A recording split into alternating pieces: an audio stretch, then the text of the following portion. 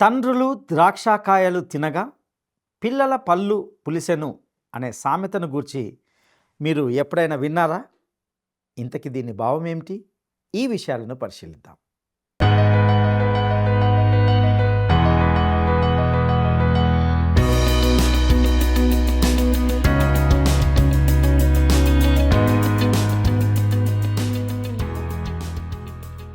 ప్రియమైన స్నేహితులారా, word రిసౌండ్స్ today పక్షంగా నేటి ఈ కార్యక్రమానికి మిమ్మల్ని సాదరంగా ఆహ్వానిస్తున్నాం.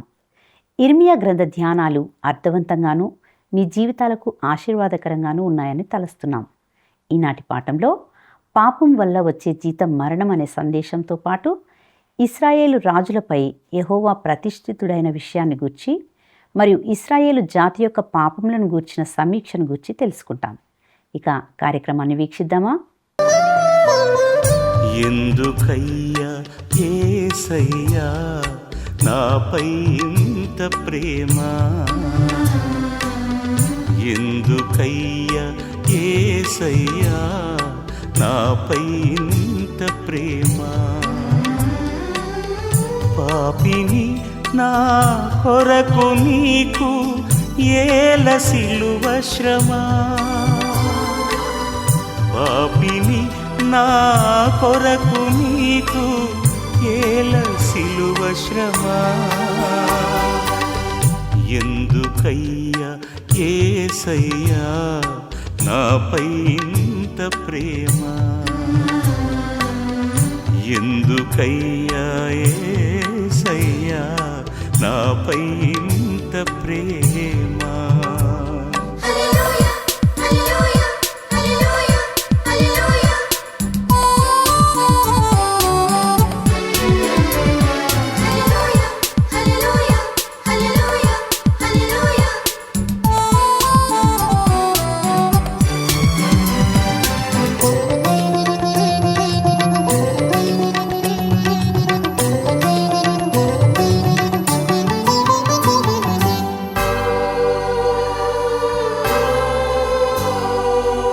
శ్రీమంతుడవు సిరికే రాజు, ప్రార్థించినంతనే కృప చూపువాడవు. శ్రీమంతుడవు సిరికే రాజు, ప్రార్థించినంతనే కృప చూపువాడవు. కడుదీనుడవై మరియసుతుడవై, కడుదీనుడవై మరియసుతుడవై పశులశాలలో జన్మించినావా? నాకై ఇంత తగ్గించుకున్నావా? ఎందుకయ్యా యేసయ్యా నాపై ఇంత ప్రేమ? ఎందుకయ్యా యేసయ్యా నాపై ఇంత ప్రేమ?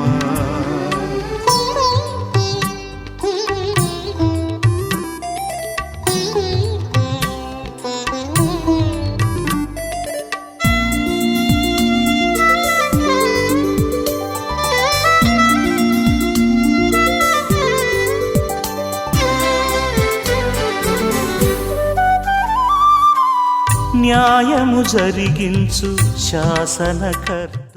మహాగణుడును రక్షకుడైన యేసుక్రీస్తు పరిశుద్ధ నామంలో ప్రేమధార టీవీ వీక్షకులందరికీ శుభములు తెలియజేస్తున్నాం.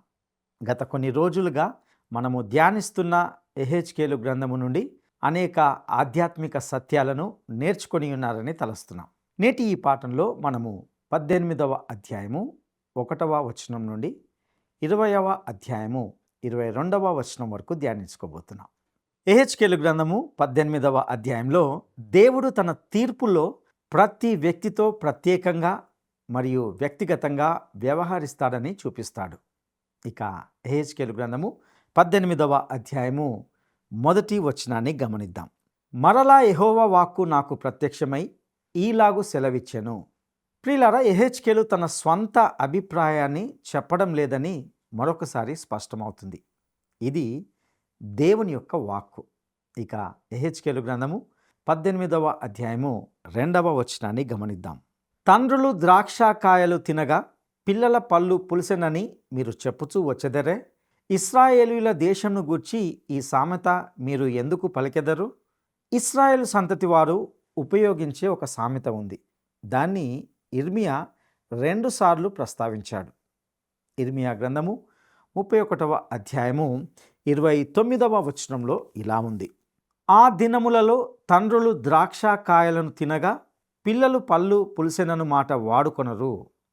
అదేవిధంగా విలాప వాక్యములు 5వ అధ్యాయము 7వ వచనంలో కూడా ఇలా చెప్పబడింది: మా తండ్రులు పాపము చేసి గతించిపోయిరి, మేము వారి దోష శిక్షను అనుభవించుచున్నాము. ప్రియులారా, నా అభిప్రాయంలో ప్రజలు ఈ సామెతను నిర్గమకాండంలోని 20వ అధ్యాయము 5వ వచనంపై ఆధారపడి పొందుపరిచి ఉంటారు.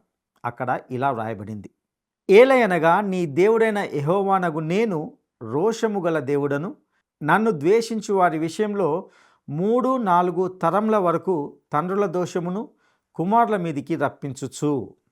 అయితే ప్రియులారా, వారు ఈ వాక్యం నుండి తీసుకున్న సామెత తప్పు.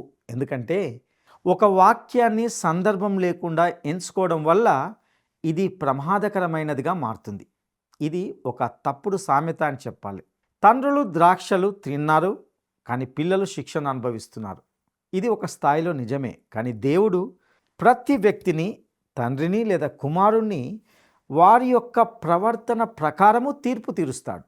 ఇది నిత్య జీవానికి సంబంధించిన తీర్పు కాదు, కానీ మనిషి ఆయన ఆజ్ఞలను పాటించడం లేదా అతిక్రమించడాన్ని బట్టి జీవితంలో వచ్చే తీర్పు. ఇక యెహెజ్కేలు గ్రంథము 18వ అధ్యాయము 3వ వచనాన్ని గమనిద్దాం: నా జీవము తోడు ఈ సామెత ఇశ్రాయేలీయులలో మీరిక పలుకరు, ఇదే ప్రభువైన యెహోవా వాక్కు. ఈ అధ్యాయంలో జీవము అనే పదము లేదా దాని సమానార్థాలు 13 సార్లు కనిపిస్తాయి, మరియు చనిపోవుట అనే పదము 14 సార్లు కనిపిస్తుంది. ఇక్కడ జీవము మరియు మరణము ప్రస్తావించబడ్డాయి. కానీ దేవుడు మాట్లాడుతున్నది నిత్య జీవం లేదా నిత్య మరణం గురించి కాదు. ఈ జీవితంలో ఆయన వ్యక్తులను ఎలా తీర్పు చేస్తాడో దాని గురించి మాట్లాడుతున్నాడు. మనము ఈ మొత్తం అధ్యాయాన్ని ఆ దృష్టి కోణంతోనే చూడాలి. ఇక యెహెజ్కేలు గ్రంథము 18వ అధ్యాయము 4వ వచనాన్ని గమనిద్దాం: మనుషులందరూ నా వశములో ఉన్నారు, తండ్రులేమి కుమారులేమి అందరూ నా వశంలో ఉన్నారు, పాపము చేయువాడెవడో వాడే మరణము నొందును. ప్రియులారా, ఇక్కడ దేవుడు చెప్పేది ఏమిటంటే మనుషులందరూ తనకు చెందినవారని, తండ్రుల పాపాలు పిల్లల మీద పడుతున్నాయంటే అది పిల్లలు తమ తండ్రుల దుష్టత్వాన్ని అనుసరించినందుకే అని అంటున్నాడు. ప్రతి మనిషి తన స్వంత పాపమును బట్టే మరణిస్తాడు. ద్వితీయోపదేశ కాండము 24వ అధ్యాయము 16వ వచనంలో ఇలా వ్రాయబడి ఉంది: కుమారుల దోషమును బట్టి తండ్రులకు మరణశిక్ష విధింపకూడదు, తండ్రుల దోషమును బట్టి కుమారులకు మరణశిక్ష విధింపకూడదు, ఎవని పాపము నిమిత్తము వాడే మరణశిక్ష నొందును. పాపము చేయువాడెవడో వాడే మరణం నొందును అనే మాటలోని భావం ఏమిటంటే దేవుడు ప్రతి వ్యక్తికి తీర్పు తీరుస్తాడు. ఇక యెహెజ్కేలు గ్రంథము 18వ అధ్యాయము 5-9 వచనాలను మనము గమనిద్దాం: ఒకడు నీతిపరుడై నీతి న్యాయములను అనుసరించువాడునై ఉండి పర్వతముల మీద భోజనం చేయకయు, ఇశ్రాయేలీయులు పెట్టుకొనిన విగ్రహముల తట్టు చూడకయు, తన పొరుగువాని భార్యను చెరపకయు, బహిష్ట అయిన దానిని కూడకయు, ఎవనినైనను బాధపెట్టకయు, రుణస్థునికి అతని తాకట్టు చెల్లించి బలాత్కారము చేత ఎవనికైనను నష్టము కలుగజేయక నుండువాడై, ఆకలి గలవానికి ఆహారమిచ్చి, దిగంబరికి బట్ట ఇచ్చి, వడ్డీకి అప్పియకయు, లాభము చేపట్టకయు, అన్యాయము చేయకయు, నిష్పక్షపాతముగా న్యాయము తీర్చి, యథార్థపరుడై నా కట్టడలను గైకొనుచు నా విధులను అనుసరించిన ఎడల వాడే నిర్దోషియగును. నిజముగా వాడు బ్రతుకును. ఇదే ప్రభువైన యెహోవా వాక్కు. ప్రియులారా, ఈ వచనంలో పర్వతముల మీద భోజనము చేయకయు అంటే అతడు విగ్రహారాధనలో పాల్గొనలేదు. ఈ మనిషి నీతిమంతుడు, దేవుని నియమాలను పాటించి ఆయన ఆజ్ఞలను గైకొన్నవాడు. నిజముగా అతడు బ్రతుకును. ఇదే ప్రభువైన యెహోవా వాక్కు. అనగా ఇక్కడ ఆయన మాట్లాడుతున్నది ఈ జీవితం గురించే, నిత్య జీవం గురించి కాదు. ఈ జీవితంలో దేవుడు అతన్ని ఆశీర్వదిస్తాడు. ఇదే పాత నిబంధన యొక్క ఆశీర్వాదం.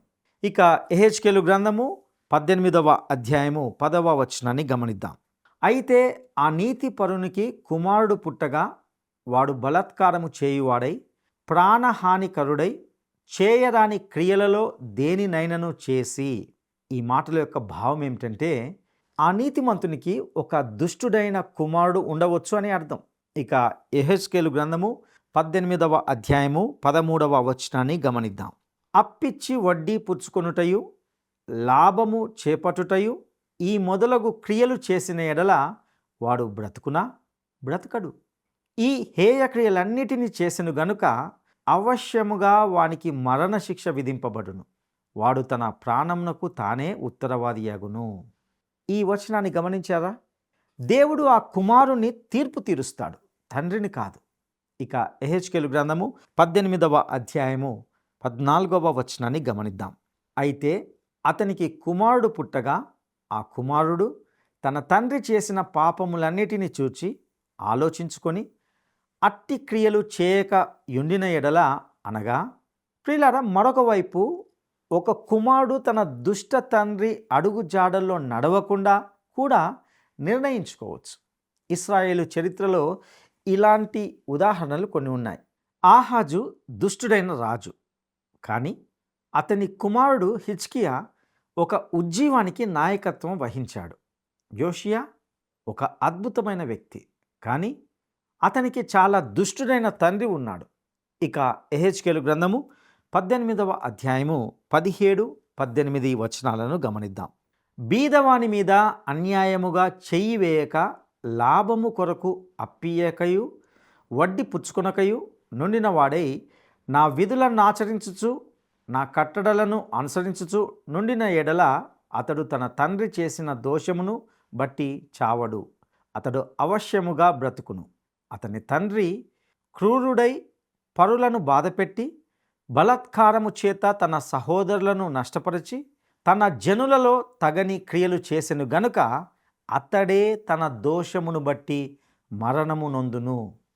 ప్రియులారా, దేవుడు ఇక్కడ చెప్పేది ఏమిటంటే ప్రతి మనిషి తన జీవితంలో నడిచిన మార్గానికి అనుగుణంగా ఈ జీవితంలోనే తీర్పు పొందుతాడు.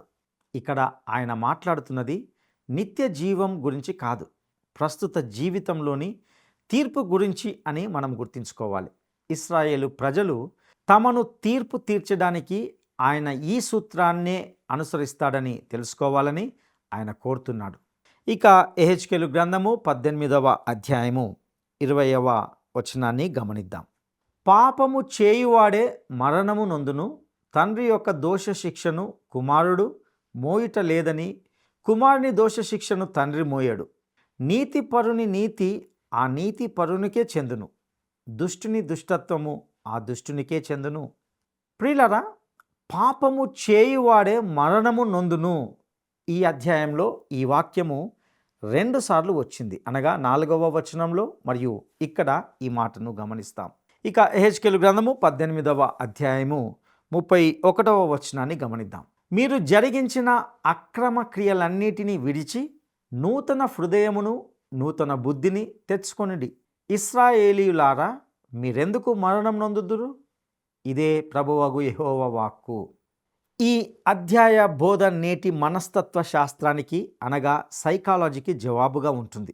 ఆధునిక మనస్తత్వ శాస్త్రము ఒక వ్యక్తి చెడ్డగా లేదా విచిత్రంగా ప్రవర్తించడానికి గల కారణం అతని తల్లి అతన్ని సరిగ్గా పెంచకపోవడం, ప్రేమించకపోవడం అని చెప్తుంది.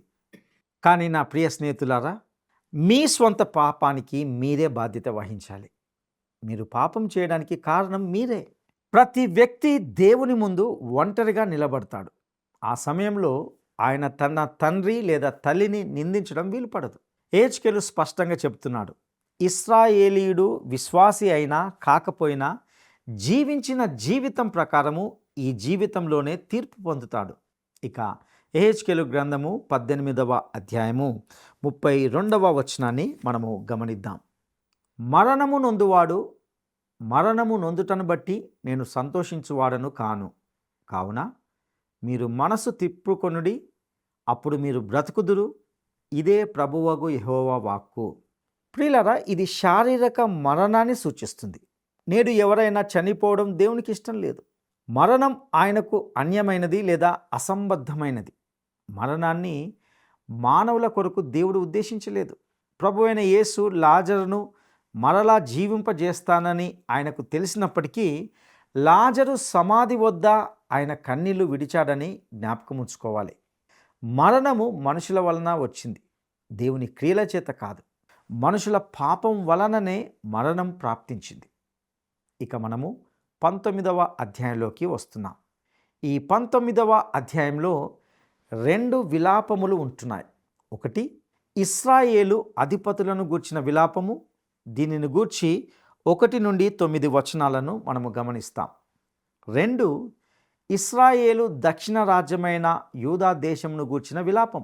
దీనిని గూర్చి 10 నుండి 14 వచనాల్లో గమనిస్తాం. యెహెజ్కేలు గ్రంథము 19వ అధ్యాయము 1 నుండి 3 వచనాలను గమనిద్దాం.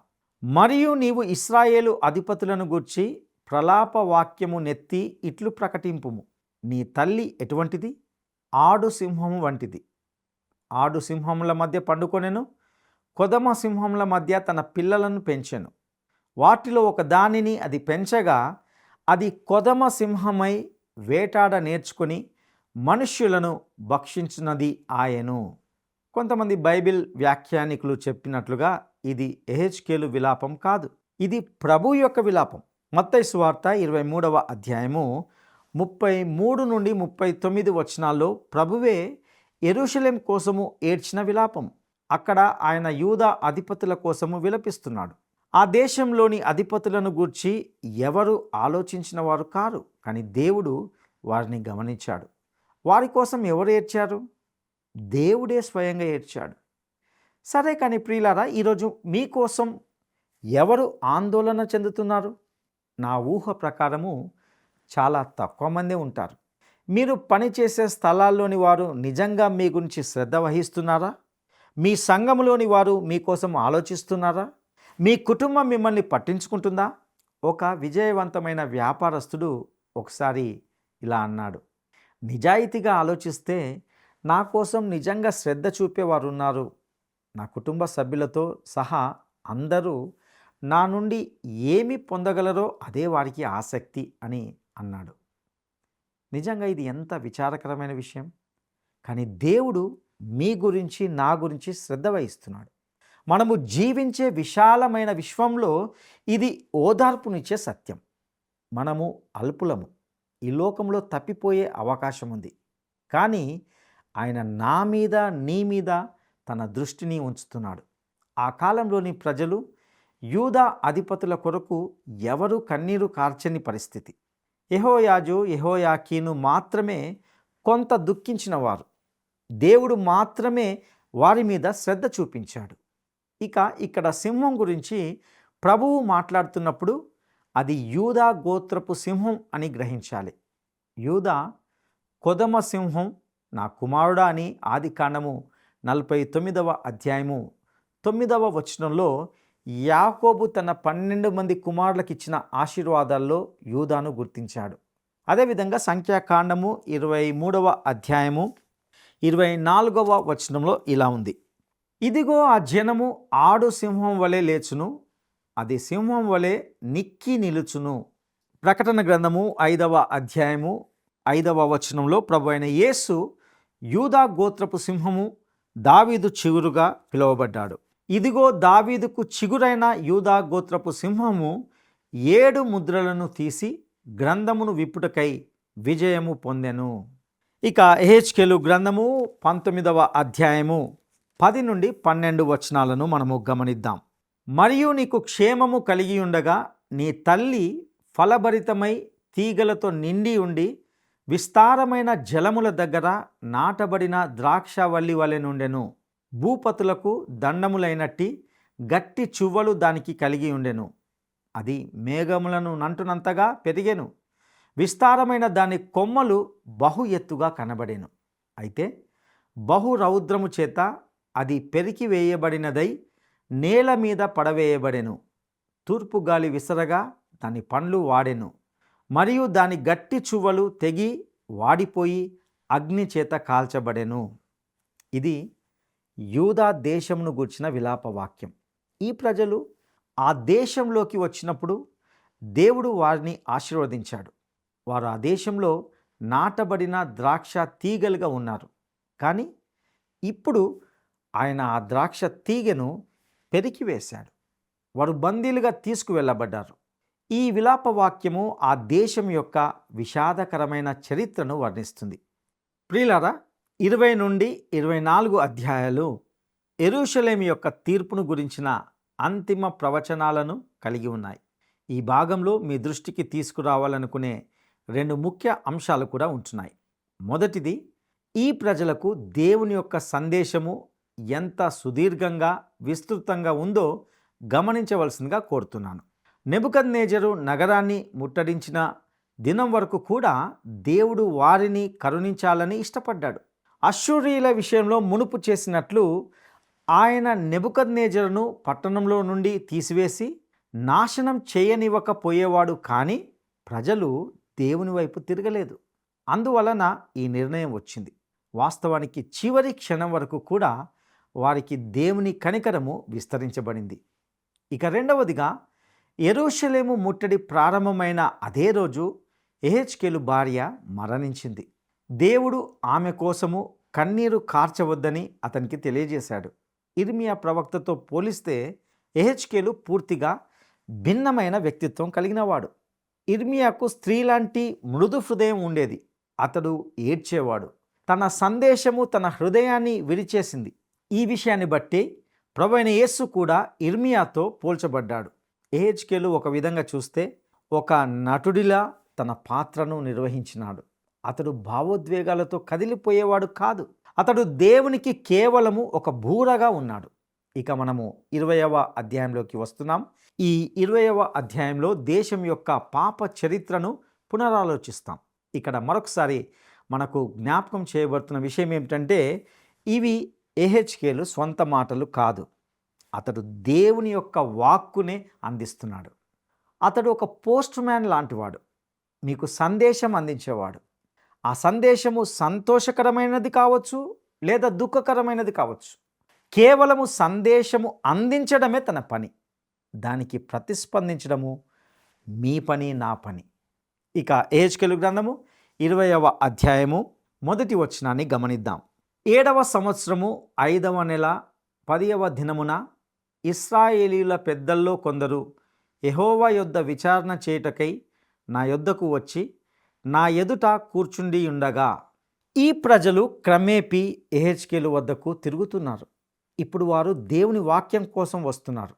ఈ సంఘటన సుమారు క్రీస్తు పూర్వము 590లో జరిగింది.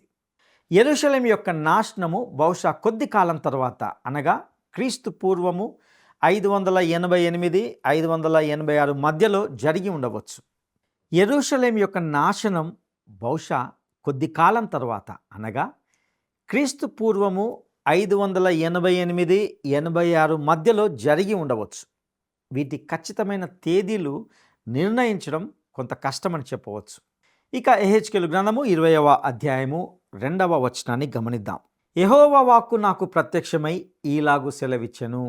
ప్రియులారా, ఇక్కడ మరలా మనము గమనించవలసిన విషయం ఏమిటంటే, యెహెజ్కేలు తన స్వంత మాటలు చెప్పడం లేదు, దేవుని వాక్కునే ప్రకటిస్తున్నాడు. ఇక యెహెజ్కేలు గ్రంథము 20వ అధ్యాయము 3, 4 వచనాలను గమనిద్దాం. నరపుత్రుడా, నీవు ఇశ్రాయేలీయుల పెద్దలతో ఇట్లనుము, ప్రభువగు యెహోవా సెలవిచ్చినదేమనగా, నా యొద్ద విచారణ చేయుటకు మీరు వచ్చుచున్నారే, నా జీవము తోడు నా వలన ఏ ఆలోచన అయినను మీకు దొరకదు. ఇదే ప్రభువగు యెహోవా వాక్కు. వారికి న్యాయం తీర్చుదువా నరపుత్రుడా? వారికి న్యాయం తీర్చుదువా? వారి పితరులు చేసిన హేయ కృత్యములను వారికి తెలియజేయము. ఈ ప్రజలు దేవునితో ఫిర్యాదు చేయడానికి, ఆయనను విమర్శించడానికి వచ్చారు. యెరూషలేమును నాశనం చేయడము, మమ్మల్ని శిక్షించడం అన్యాయం అని వారు అంటున్నారు. ఇది నిజంగా జరగబోతుందని వారి మనసును గుర్చడం ప్రారంభమైంది. అయితే యెహెజ్కేలు వారితో మళ్ళీ ఈ విషయాన్ని పునరావృతం చేయబోతున్నాడు. ఎందుకంటే దేవుడు తన తీర్పుకు గల కారణాలను వివరించడంలో ఆయనకు ఎటువంటి సంకోచం లేదు. ఇక యెహెజ్కేలు గ్రంథము 20వ అధ్యాయము 5వ వచనాన్ని గమనిద్దాం. ఎట్లనగా ప్రభువైన యెహోవా ఈలాగు సెలవిచ్చుచున్నాడు, నేను ఇశ్రాయేలును ఏర్పరచుకొనిన నాడును, యాకోబు సంతతికి ప్రమాణం చేసిన నాడును, ఐగుప్తు దేశమందు నన్ను వారికి ప్రత్యక్షపరుచుకొని ప్రమాణం చేసి నేను మీ దేవుడైన యెహోవానని నేను ప్రకటించిన కాలమున. ప్రియులారా, గమనించారా?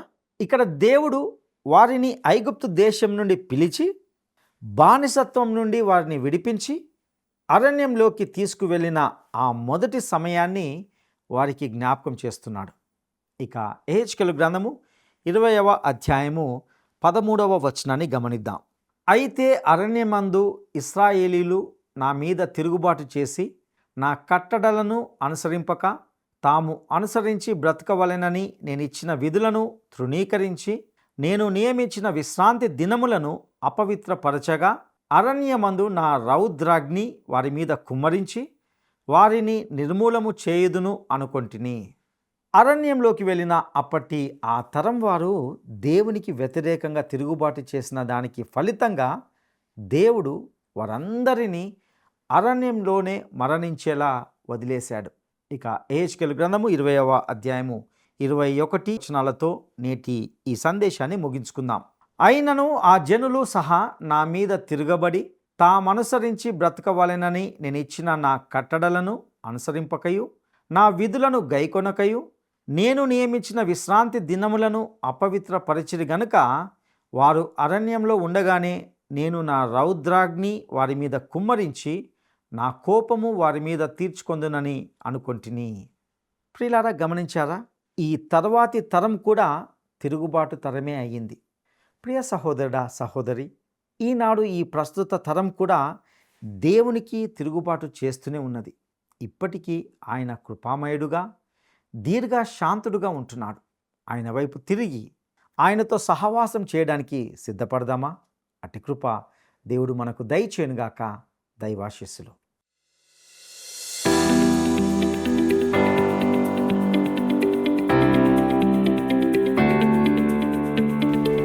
యెహెజ్కేలు భార్య ఎప్పుడు మరణించింది? యెహెజ్కేలు భార్య ఎప్పుడు మరణించింది? 1. మొదటి చెర సమయంలో, 2. రెండవ చెర సమయంలో, 3. యెరూషలేము ముట్టడి ప్రారంభమైన రోజు. ఈ ప్రశ్నకు సరైన జవాబును ఈ వాట్సాప్ నంబర్కు పంపండి. మా వాట్సాప్ నంబర్ 9399952570. ఈ సందేశంలో దేవుని తీర్పును గూర్చి ఎన్నో సత్యాలను నేర్చుకొని ఉన్నాం. ముఖ్యంగా పాపం వల్ల వచ్చే జీతం మరణం అనే సత్యాన్ని ఇందులో తెలుసుకున్నాం. మరిన్ని లోతైన సత్యాలను తెలుసుకోవడానికి లేక మీ వ్యక్తిగత కుటుంబ ప్రార్థన అవసరతలను మాతో పంచుకోవడానికి ఈ స్క్రీన్ మీద ఇవ్వబడిన ఫోన్ నంబర్ ద్వారా మమ్మల్ని సంప్రదించవచ్చు. మీ ప్రతి ఫోన్ కాల్ మాకు చాలా విలువైనదని తెలియజేస్తున్నాం. తిరిగి కలుసుకునేంత వరకు ప్రభువు కృప మీకు తోడైండునుగాక. ఈ కార్యక్రమం మీకు నచ్చిందా? అయితే వెంటనే మిస్డ్ కాల్ ఇవ్వండి. బహుమతి పొందే విజేత మీరే కావచ్చు.